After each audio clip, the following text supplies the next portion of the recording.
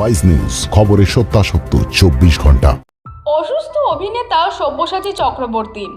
টলিউডের বর্ষিয়ান অভিনেতা হাসপাতালে ভর্তি করানো হয়েছে তাকে। তার অসুস্থতার খবরে শিলমোহর দিয়েছে সব্যসাচীর পরিবার।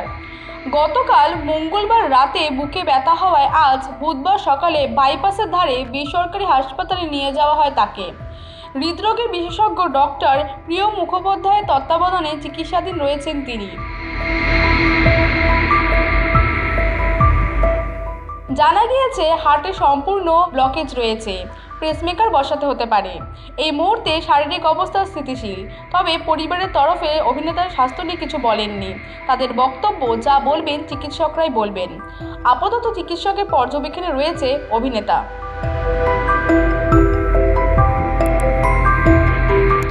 পরশুদিন পর্যন্ত বোলপুরে দেবী চৌধুরানীর শুটিং করেছেন সব্যসাচী।